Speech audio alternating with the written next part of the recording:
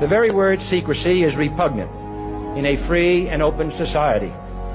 And we are, as a people, inherently and historically opposed to secret societies, to secret oaths, and to secret proceedings. We decided long ago that the dangers of excessive and unwarranted concealment of pertinent facts far outweighed the dangers which are cited to justify it.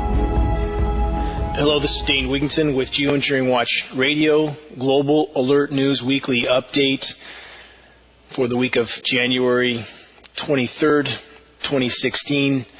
This show is aired throughout Northern California, Saturday morning, 6 to 7 a.m. on KQMS Radio. Another week of so many Americans remaining asleep at the wheel. So many still just don't want to know what's really going on in the world. As if ignoring the smoke on the horizon will somehow magically make the fire go away. Not going to happen. This commercial-free news hour cannot even begin to elaborate on all the converging catastrophes that we face, but we can and we will go over many of the most pressing priority issues that the mainstream media weapons of mass distraction are doing their absolute best to keep from the public view. From our imploding biosphere and the disintegrating climate system to the ongoing economic implosion that, as I've repeated over and over, must come with global environmental collapse that I've just mentioned and I've mentioned so many times. To the ever-increasing geopolitical desperation of the criminal cabal that currently runs our country and much of the world. Again, to be clear, our world, our reality, is changing by the day. Those that think all of this, that all of these events that are unfolding are just another bump in the road that will come and go, I would ask this: please wake up and look at the facts.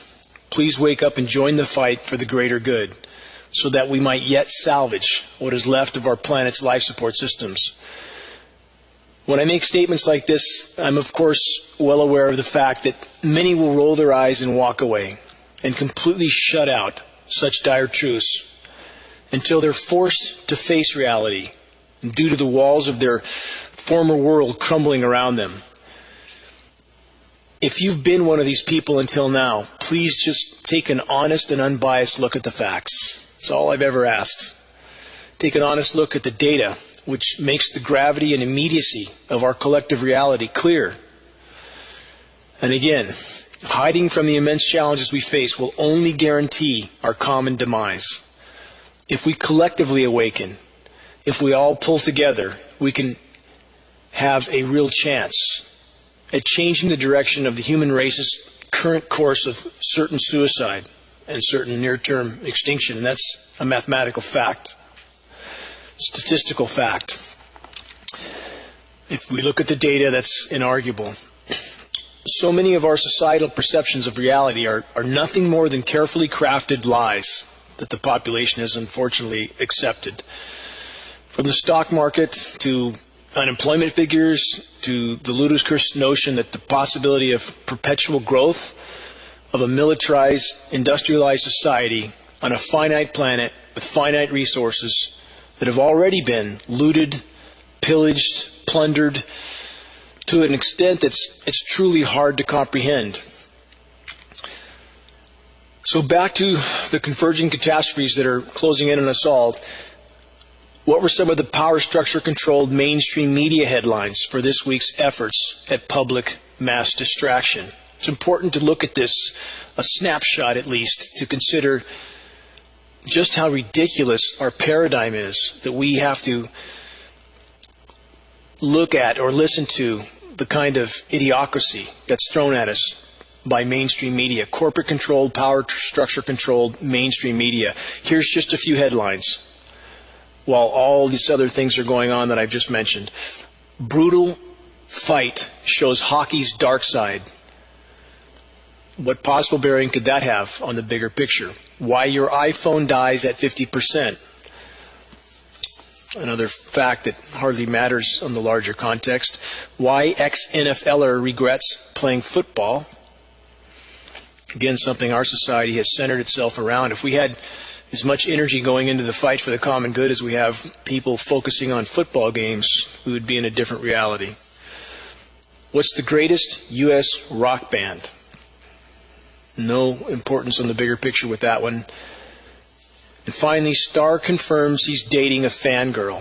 This is from mainstream media, Fox News, CNN, MSNBC. These are the kind of headlines they throw at us every week. And people assume that if that's the best headline they can come up with, everything must be okay in the world. This couldn't be further from the truth.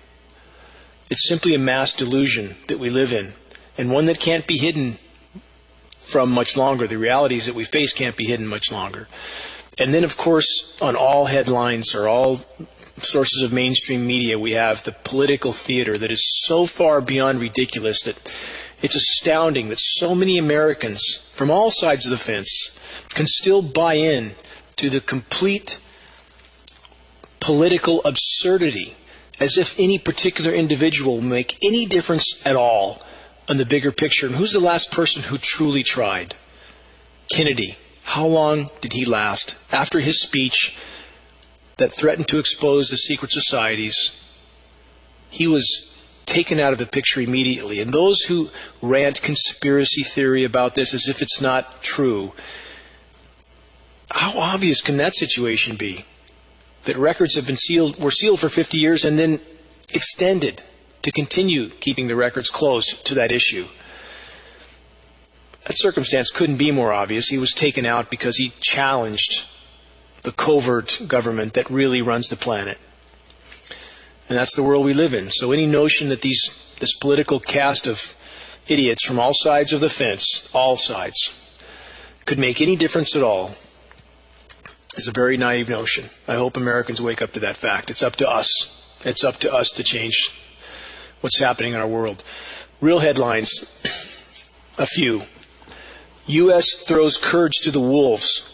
Launches program to roll back Kurdish, not ISIS, advances in Syria. I've spoken over and over and over about ISIS and how they were spawned, fueled, and funded by Western powers, most specifically the U.S. As I previously stated, it's irrational to believe that our military, the most powerful military in the world by far, could not deal with ISIS any time they were really allowed to. We have the most advanced, technologically capable military in the world, and yet we have Toyota truck-driving militants that are rampaging around certain countries, and this is being allowed. Quite simply, it's being allowed. We have fleets of oil tanker trucks heading into U.S. NATO ally Turkey being allowed until another country, Russia, began to bomb them. Much more to these issues than people understand or than people are being told by mainstream media, of course. So again, we have another example with the Kurds of the U.S. beating back the actual groups that are trying to fight ISIS instead of actually fighting ISIS. Another headline, U.S. oil sector bankruptcies to rise in 2016 as, quote, panic and fear grip industry. Industrial society is screeching to a halt. This is a primary factor in the drop in oil prices, revenue, and again, this trend will continue as the biosphere collapses and industrialized society begins to go onto the rocks. Another headline, oil below $30, fans wipe out fears among U.S. shale survival artists. The whole shale bonanza was simply a card house, and it's coming down now. It had to happen. It couldn't not happen. And fracking as a whole is yet another sign of the epitome of human insanity. Boring holes in the ground, pumping in hundreds of lethal chemicals, permanently contaminating groundwater in so many areas, causing all sorts of other problems, in a desperate attempt to come up with more fuel to keep the industrialized machine grinding forward and grinding up everything in its path. Another headline, nationwide food shortage hitting local shoppers in the wallet. This is going to continue. Climate engineering, amongst many other factors, is decimating the planet's ability to produce food for us. Again, the human race has decimated the biosphere from countless directions, but climate engineering itself, blocking the sun, the express purpose of solar radiation management to block the sun, to fill the sky with toxic, light-scattering particulates that all rain down onto the planet, contaminate soils, contaminate waters. They shred the ozone layer when they're still being sprayed. This is all documented science. So again, food shortages are going to come for many reasons. Also, for those that don't know, as the planet warms, photosynthesis stops at 104 degrees. The warmer the planet gets, the less photosynthesis we will have. That's a fact. So from many directions, we have a planet that's producing much less food. Another headline, farm to market, taking stock of the agricultural land grab. Let's weave this into climate engineering as well. Those who can cut the rain off, just like the farmers did, or ranchers did rather, in the 1800s, they would cut the stream off from the downstream owners. And this is simply the same thing on a scale that can't be imagined, that those who control the weather makers, if you will, and there's more data I'll give from older publications, over half century old, later on in this broadcast, that prove this has been going on for that long. But those who can control the weather, which is weather warfare, can cut the water off from certain agricultural areas, and then multinational corporations or individuals can buy that land up once it's not worth much, and the rain can be turned back on. This is one aspect of climate engineering. We've seen this happen in Australia, where certain areas were droughted out so severely that whole regions were sold for pennies on the dollar, whole towns. And rain is again falling in some of those regions. So there's much, much more to the geoengineering issue than people truly understand, including trying to hide massive methane expulsions in the Arctic, and the fact that the planet's in meltdown. And Winter Storm Jonas, which I'll get to later on in this broadcast, is another glaring example of what can be done by the climate engineers to hide certain headlines or certain issues from the public. Now, about economic meltdown, again, as I've stated over and over, as the biosphere collapses, economic meltdown is inevitable, and it's happening now. Here's a headline. The U.S. is at the center of the global economic meltdown. This is a report by Brandon Smith at altmarket.com. The report continues. While the economic implosion progresses this year, there will be considerable misdirection and disinformation as to the true nature of what is taking place. As I've outlined in the past, the masses were so ill-informed by the mainstream media during the Great Depression that most people had no idea they were actually in the midst of a, quote, official depression until years after it began. The chorus of economic journalists of the day made sure to argue consistently that the recovery was, quote, right around the corner. How many times have we all heard that? Continuing with this report, our current depression has been no different, but something is about to change. Continuing, unlike the Great Depression, social crises will eventually eclipse economic crises in the U.S.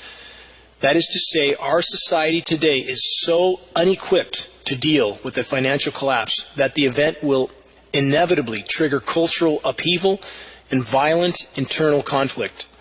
In the 1930s, nearly 50% of the American population was rural. Farmers made up 21% of the labor force. Today, only 20% of the population is rural. Less than 2% work in farming and agriculture.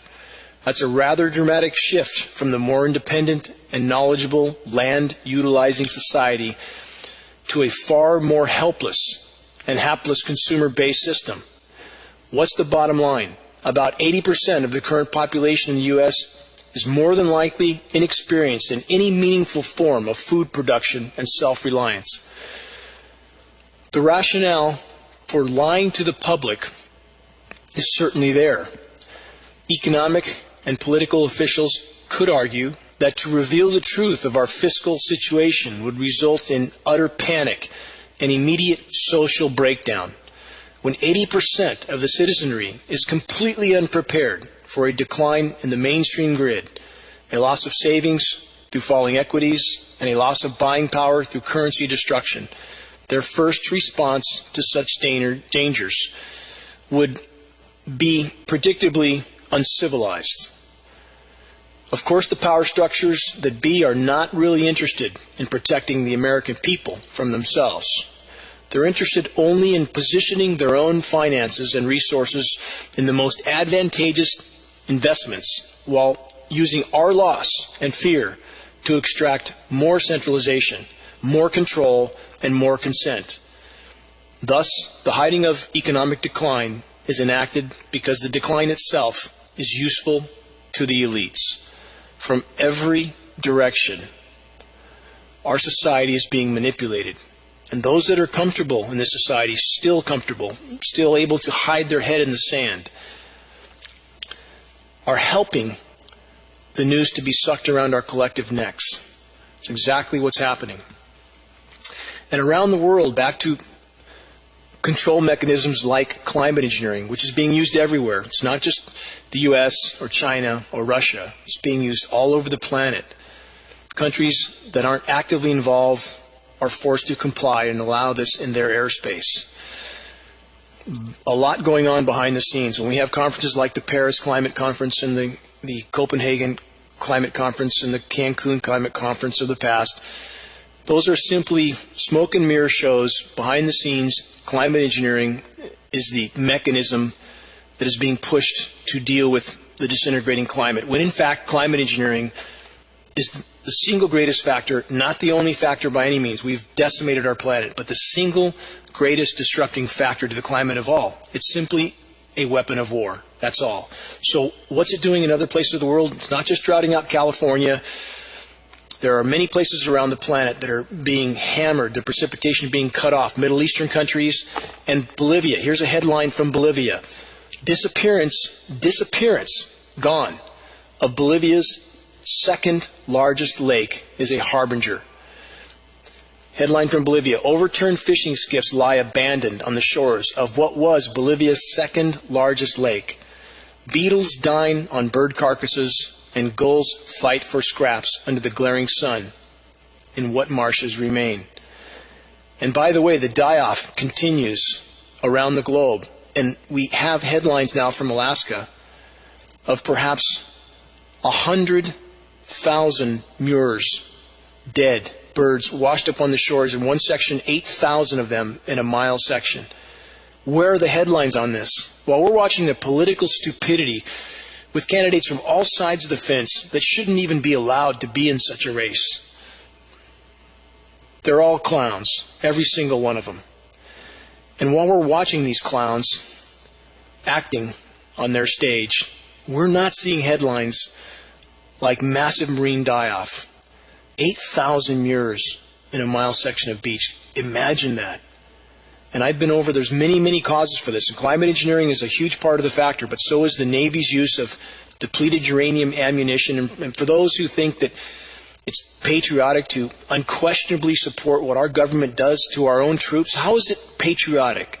How is it supporting our troops to not question that our own government, our own Pentagon, is using completely radioactive ammunition, in many cases without the knowledge of our troops, who become contaminated and sick forever, like Gulf War syndrome is from depleted uranium ammunition? How is it patriotic to ignore that? It's not patriotic. It's simply denial. It's simply cowardice. That's what it is. So, again, the destruction around the planet continues environmentally. We have societal collapse happening in nations around the globe. And let's get to one of those conflicts, in fact, that we recently saw headlines on. This is an update on the U.S. Navy personnel that were captured in Iranian waters, and much of what we weren't told about what that issue really entailed. The unwillingness of the U.S. military to admit that it spent billions on systems that apparently have been defeated by Iran is the most likely culprit behind the Western media's attempt to focus on the ill treatment of the U.S. sailors. Now, this is involving the fact that our media focused on these sailors being, quote, humiliated for a number of hours before they were released. What they didn't talk about was these boats were likely off course because Iran has the technology now to jam their GPS systems. That's the bottom line. And even the drone that ended up crashing in Iran was likely a victim of the same technology. So the arrogance of our own military, thinking that no one else has any other means to strike back, and sending our soldiers into harm's way, not for freedom, not for democracy, not for the common good, but for the interest of the global elite. That's why these conflicts are taking place. And it's important that the U.S. citizens realize what their military is being used for. It's even more important for our military brothers and sisters to realize what they're being used for. This is a simple fact of the matter. So, again, our media focused on the way these sailors were treated. But what didn't we hear put into this discussion? What would happen, again, if we found an Iranian gunboat in the Channel Islands off the coast of California? Would we have released them several hours later? I don't think so. In fact, we have gone to other countries, uninvited, captured people, no charges, and put them in places like Guantanamo Bay for a decade or more with no charges, to be tortured, deprived of sleep, in some cases sexually abused. Where is the limit to hypocrisy? Where is the limit? This is not about being anti-American. This is about being against injustice. Injustice is being carried on by an out-of-control government that's abusing our own soldiers. Abusing our own soldiers. And I personally paid for bringing a retired Marine medic veteran, Dennis Kine, to Reading twice to speak about, he's from a family of soldiers, by the way, and I paid for him to come to Reading, a true patriot, Dennis Kine, to speak about the depleted uranium contamination of our own soldiers. 200,000 of our own soldiers contaminated with highly radioactive ammunition that they were not told or informed about. And how many people showed up for those talks? Not very many. I tried to support our troops by exposing what they had been exposed to. I passed out, I've mentioned this before on a previous radio show, but the night before the second Gulf War on the Diesel Horse Bridge in Reading, California, where there was a candlelight vigil to protest the aggression that was about to happen, I passed out 200 commercial VHS copies of a film called Hidden Wars of Desert Storm, which exposed the depleted uranium contamination of our own soldiers by our own military. And I was photographed from every angle, from undercover police, who didn't have the courage to behave in a just manner, and instead to treat me as if I was some sort of criminal because I was simply trying to tell the truth, because I was simply trying to support our troops. That's the world we live in now, and that's what our country's become. I do and have supported our troops, but that involves a lot more than slapping a bumper sticker on your car. About the bigger picture, in general, where are we heading, and exactly who would warn us about the true nature of the converging catastrophes that we now face from all directions, from all sides? We've been conditioned to believe, all of us, that someone somewhere is watching the horizon, that the government agencies are keeping a close eye on public welfare, like they were keeping a close eye on the health of our troops, right, with depleted uranium ammunition, with keeping one of the U.S. carriers in the radioactive zone after Fukushima and not allowing the soldiers to leave the ship until they agreed not to prosecute for what they have been exposed to. That's the military we have. On the environment, again, believing that we will be told by official agencies how bad things are. This is a complete lie. What about our heads of state? Also, of course, they're only a part of the cancerous criminal cabal that has metastasized into every imaginable corner of government at every level. I've personally presented California EPA data of water testing proving aluminum was running through our streams and tributaries in Northern California to Congressman Doug LaMalfa and his staff. Have they done anything? No. In fact, what they did was to then deny that they recognized. They asked me previously, Doug LaMalfa asked me at a meeting the prior week, of which I presented this data, at a town hall meeting, when confronted with this contamination issue, he asked me to present, quote, credible data that he could then go on about this contamination. So the week later I presented, and this is on film. Anyone can search GeoEngineering confronting a congressman, and they'll see this 3-minute film of me handing him and his staff data from Cal EPA of aluminum in the water. Did they do anything? No. In fact, what they resorted to was to state that they didn't recognize this information from California EPA as being, quote, credible. That's the kind of elected officials we have. And let's go on to another elected official, Lieutenant Governor Gavin Newsom. Now, I had a brief email exchange this week with Lieutenant Governor Newsom. I've communicated with him in the past. I've presented information to him and his top aide in his office in the Capitol in the past about climate engineering and the contamination it is causing and the weather disruption it is also inflicting on our state.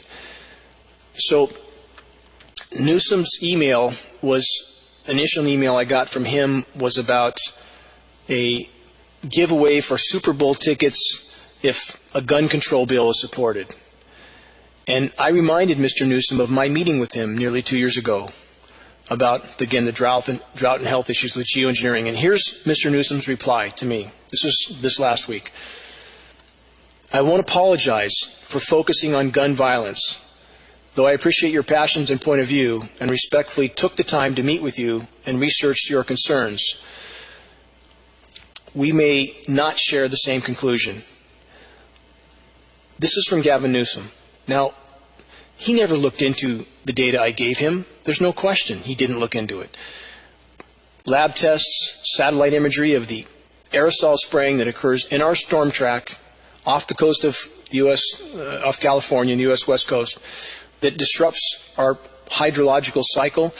2 years ago, when I presented this information to Gavin Newsom at the Capitol, I made clear that if we continued to see this type of aerosol spraying, the drought would only worsen. It's exactly what happened. It couldn't not happen.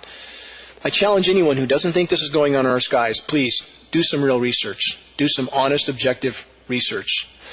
I've been in the offices of other elected officials, including Barbara Boxer, as I mentioned, Doug LaMalfa. There's no difference. There's no difference between these parties. People need to understand that. They're all two sides of the same coin. Part of the same cancer that toes the line for their puppet masters. All tasked with performing for the public, with trying to convince the population that they have some say in their fate by just electing the right person. This is total delusion. Total delusion.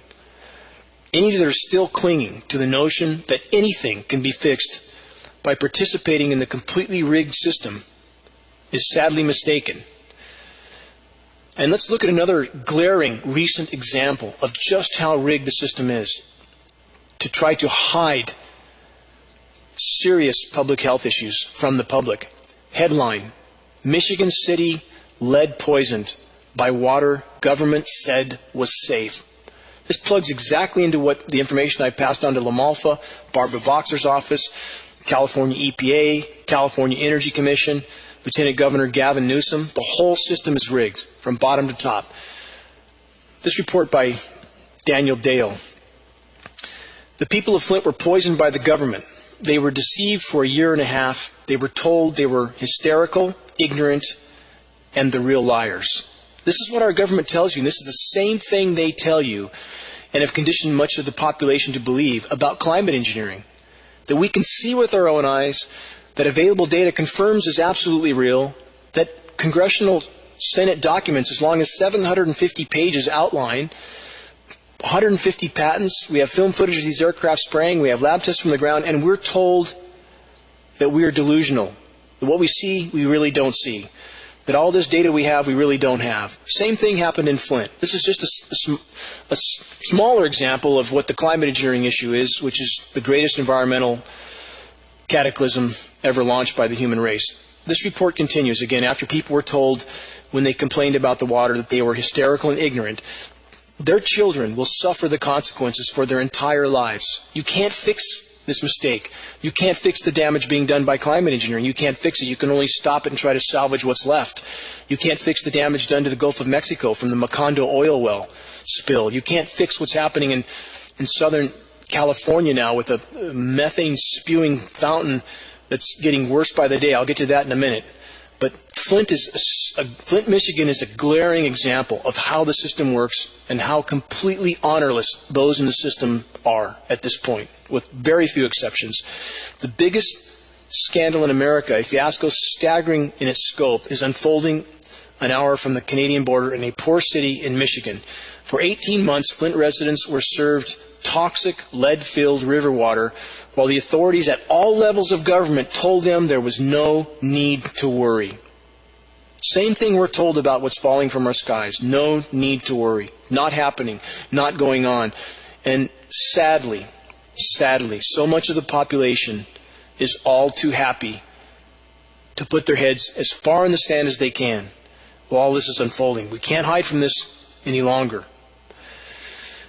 Continuing with the Michigan report, even after dozens of people showed up to the Flint meetings with brown gunk from their taps, even after Leanne Walters' 4-year-old son, Gavin, was diagnosed with lead poisoning, even after an official from the Federal Environmental Protection Agency wrote a report noting that the high lead levels in the drinking water were present, even after a local doctor reported alarming increases in the blood lead levels of Flint children, denial, denial, denial, denial, even though lead can cause and does cause irreversible neurological damage.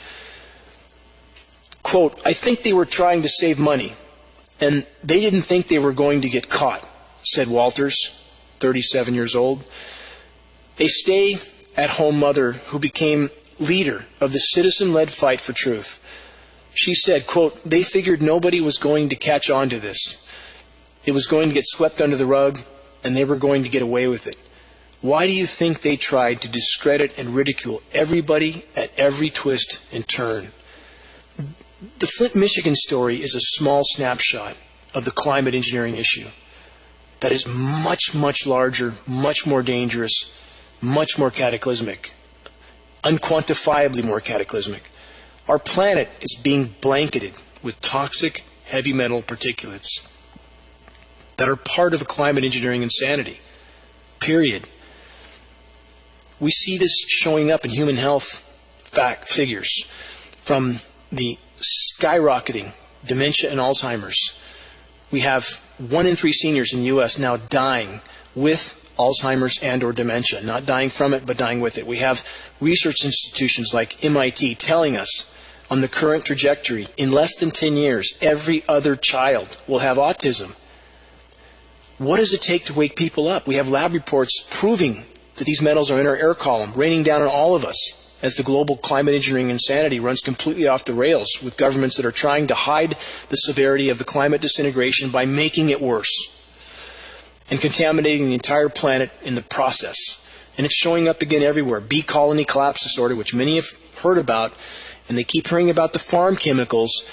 And how obvious could this answer be? If it was just farm chemicals, why would the bees be just as dead 1,000 miles into the wilderness? And now we have peer-reviewed study proving the bees are dying from aluminum exposure.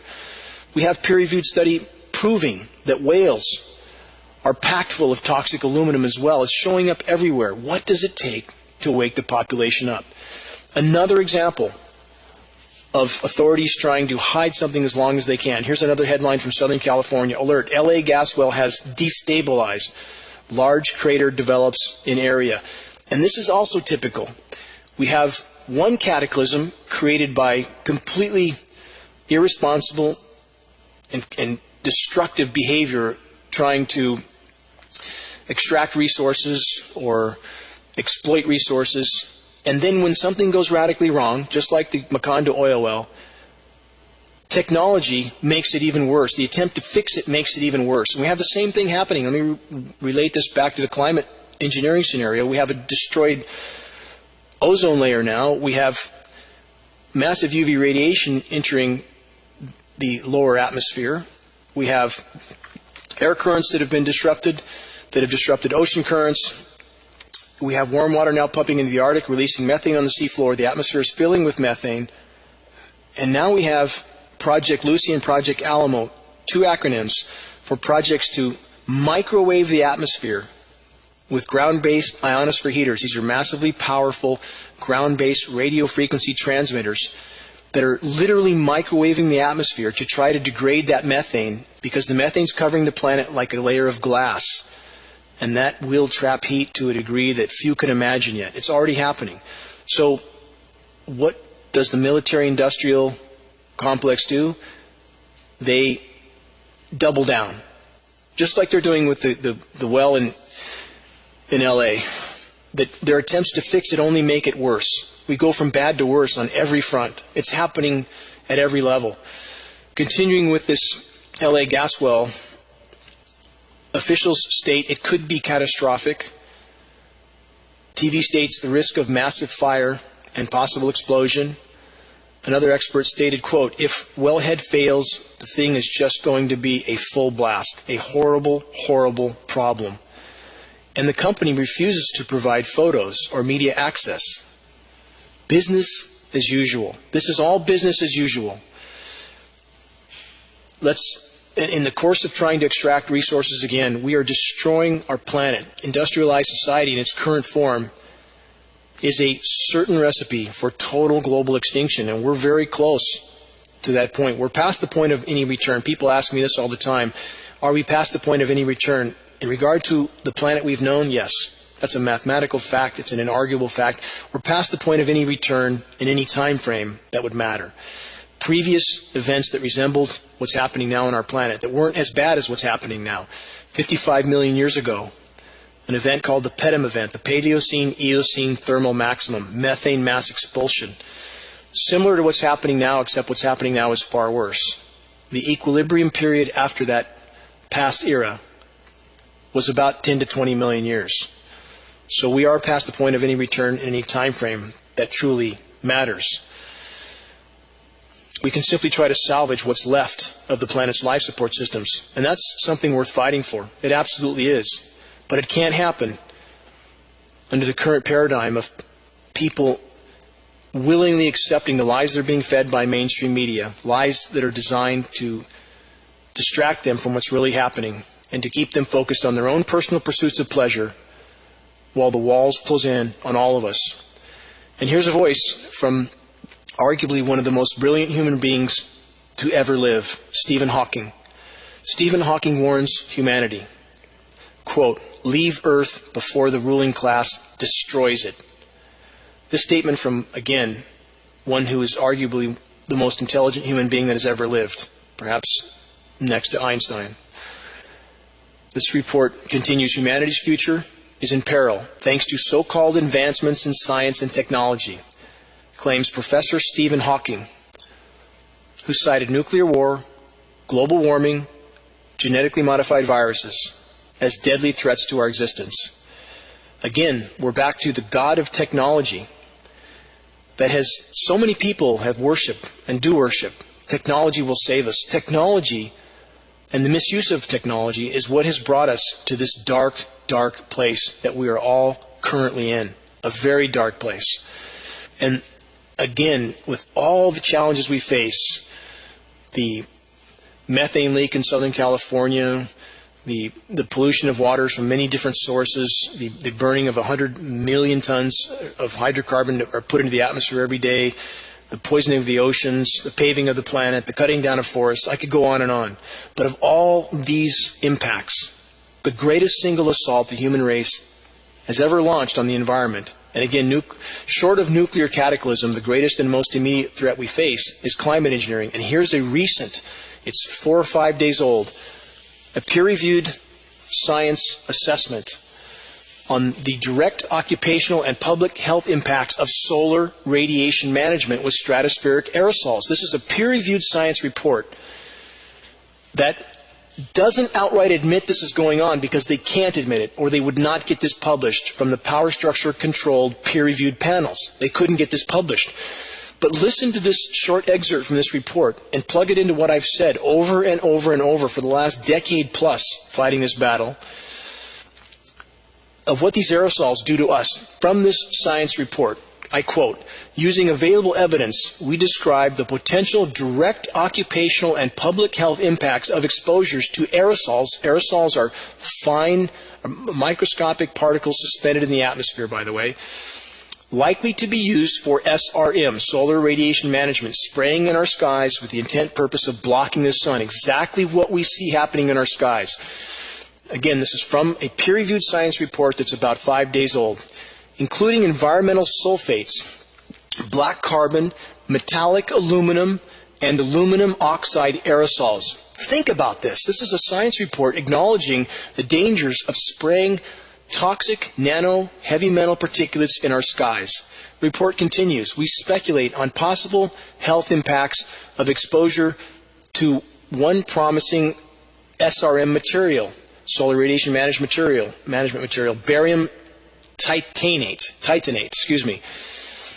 Using knowledge of similar nanomaterials, we also explore current regulatory efforts to minimize exposure to these toxicants. Our analysis suggests that adverse public health impacts may reasonably be expected from solar radiation management via deployment of stratospheric aerosols from jet aircraft. This is from a science report 5 days old. Little is known about the toxicity of some likely candidate aerosols, and there is no consensus regarding acceptable levels for public exposure to these materials. There is also little infrastructure in place to evaluate potential public health impacts in the environment that stratospheric aerosols, which are deployed for solar radiation management, would pose. We offer several recommendations intended to help characterize the potential occupational and public health impacts of solar radiation management and suggest that a comprehensive risk assessment effort is needed before this approach to geoengineering receives further consideration. And here's where the denial comes in. They can't admit it's already going on. And think about this. This is the way science is set up now, science panels and academicians, to state things like, these toxic heavy metal nanoparticulates could pose health effects. Of course they pose health effects. How could they not pose health effects? We have peer-reviewed science study proving the connection between aluminum and Alzheimer's and dementia and autism. So scientists now are trained to never say anything definitive because that could cause a public panic. So they always say could, might, things like this. Read between the lines. And they couldn't publish this science assessment if they admitted climate engineering was already going on, because there would be a panic. I'll publish this report at the first of the week at geoengineeringwatch.org. I'll publish the report in full. Bottom line, these aerosols are coming down on all of us. We're breathing them in with every breath. It's contaminating our air, water, soils, disrupting our hydrological pattern, our rain patterns, shredding our ozone layer. Greatest assault ever launched by the human race on planet Earth. Greatest and most immediate threat, short of nuclear cataclysm.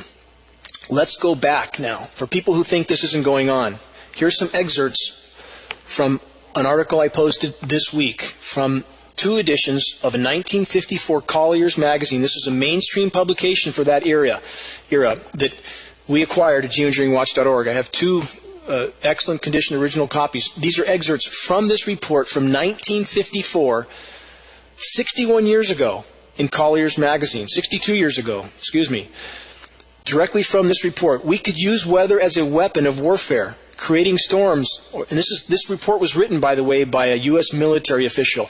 We could use weather as a weapon of warfare, creating storms or dissipating them as the tactical situation demands. We might deluge an enemy with rain to hamper a military movement or strike his food supplies, withholding needed rain from his crops. The development of cloud seeding or rain-making technologies since the first successful operations in November of 1946. This has been ongoing for 70 years. Think about this. By Dr. Irving Langmuir and Vincent Schaeffer of the General Electric Company, the military-industrial complex, doing whatever they want to the planet.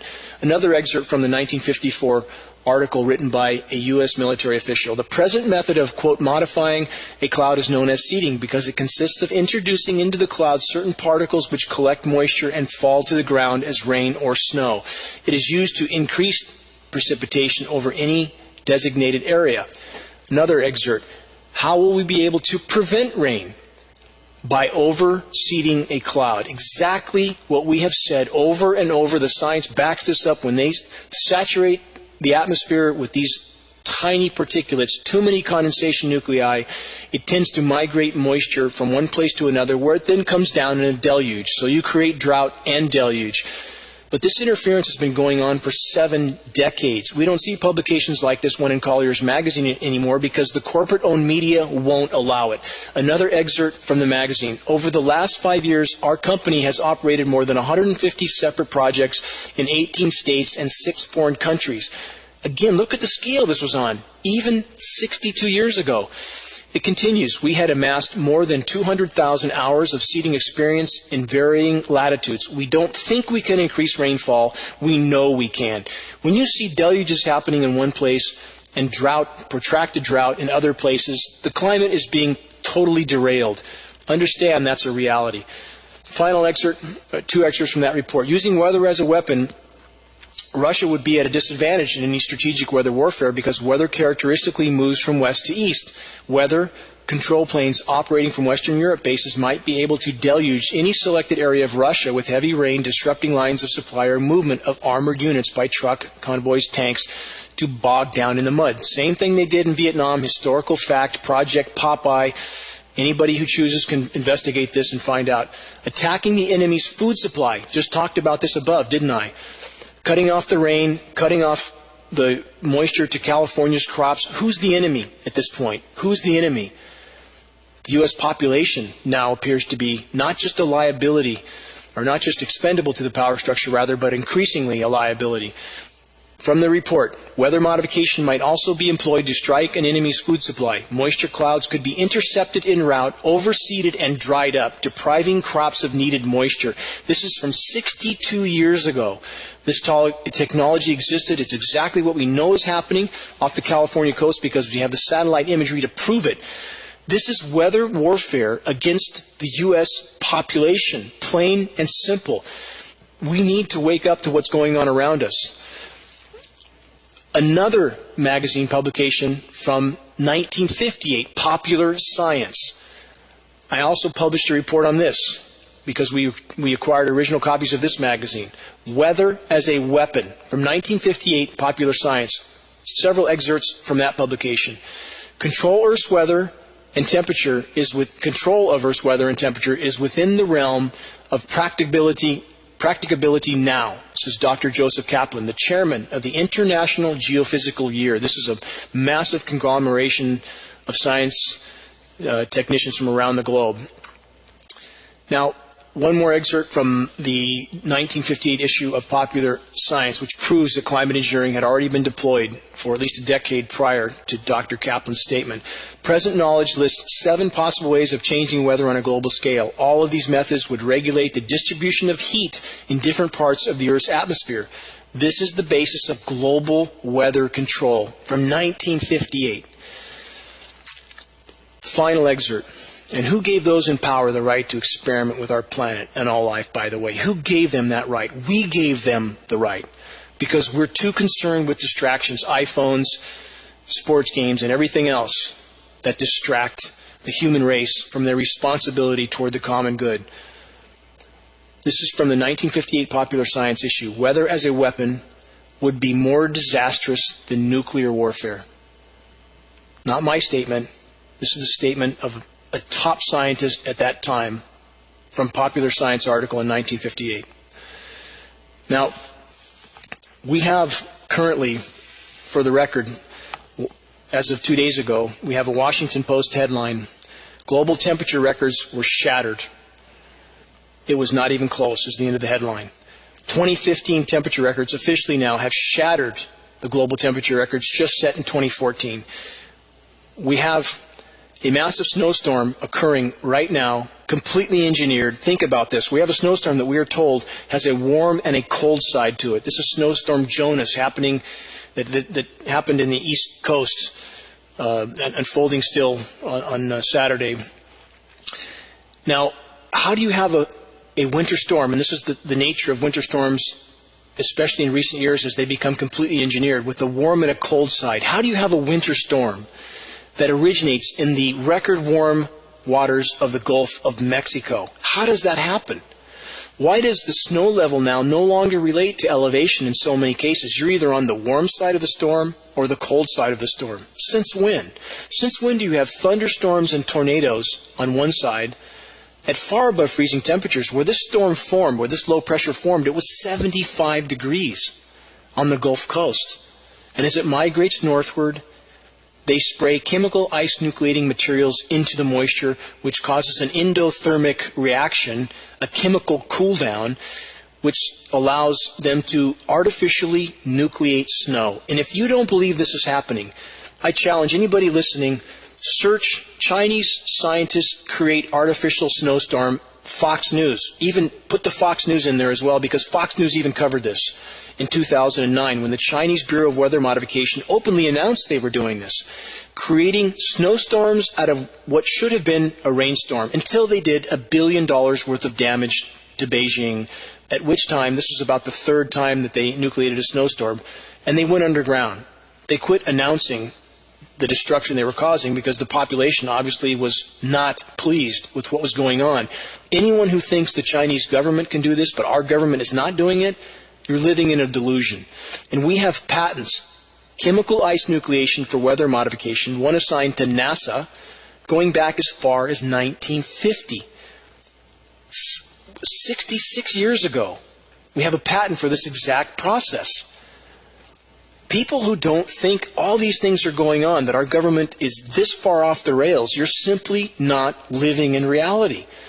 And facing the truth is not anti-patriotic, as our current machine of mass propaganda and the media would have us believe or accept. To tell the truth is the ultimate form of patriotism. It's the only thing that might keep what's left of our country and our planet afloat.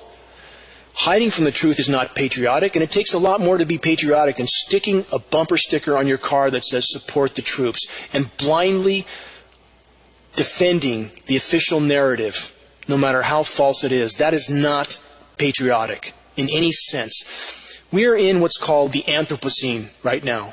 That's the scientific name for the era that we are in that has been caused, an era on Earth's geologic history now that has been caused by human activity. And this is straight out of the definition, the science definition for this term. The Anthropocene defines Earth's most recent geologic time period as being human-influenced or anthropogenic based, an overwhelming global evidence that atmospheric, geologic, hydrologic, biospheric, and other Earth system processes are now altered by humans. This is absolute fact.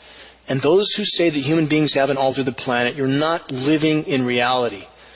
That human beings can't alter the weather, you're not living in reality. Every form of human activity that changes natural processes is a form of geoengineering to the planet. But the most horrific form and the most destructive form is the intentional engineering of our climate systems. Where do we go from here? Do we make a decision to completely reevaluate our priorities, to do everything we can to help change the direction of certain near-term extinction that is the current course of the human race? Again, this is a mathematical fact, a statistical fact. Will we try to do anything we can to salvage some sort of a future for our children, or will we continue to rearrange deck chairs on the deck of the Titanic? Will we tell ourselves that someone, somewhere, is watching over things? This is total delusion. This notion is a total delusion. Even worse, will we tell ourselves that there is nothing we can do for the greater good, so why try? This is the lie that we, as a society, have been conditioned to accept. I would challenge everyone to shatter that lie. That anyone listening to this broadcast right now could be the final grain of sand that tilts the scale in the direction of improvement, a change of direction for the human race. It doesn't mean that we won't continue to face immense challenges, but if we simply get off the bench and get on the playing field and try, we have a chance. As the Hopi Indian elders said, we are the ones we have been waiting for. We must exercise our sense of courage and responsibility to the greater good. Find out what's really going on in the world. Make the decision to help turn the tide. Every single day matters in this battle. This is Dane Wigington with GeoEngineeringWatch.org. Until next week, thank you.